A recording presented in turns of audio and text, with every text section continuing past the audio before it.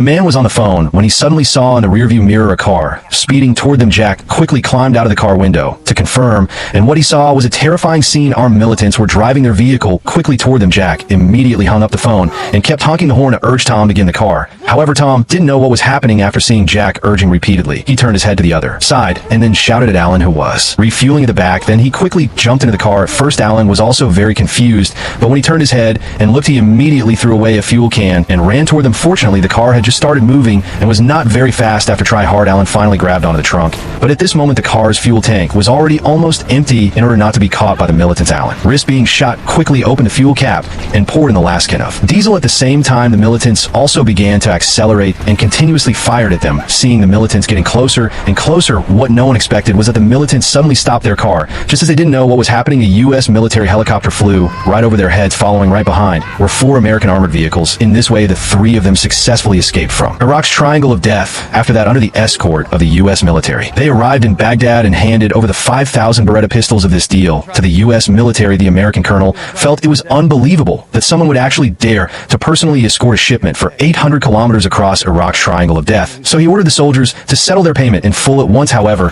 when they entered the U.S. military warehouse, the scene before them made them very shocked. Countless stacks of U.S. dollars were neatly piled up inside the warehouse. This deal alone earned the 2 of them as much as $3 million. After that, they boarded a transport plane and returned to the United States. After this order, they founded their own company. One day, Jack unexpectedly discovered a huge order. After the 2 of them carefully read the procurement information from the Department of Defense, they found that the total value was as high as $1 billion. But because of the huge quantity of the order, not only was after sales impossible to complete, but there were also more than 100 kinds of required permits for the 2 of them, who had just started. Completing such an order was obviously impossible.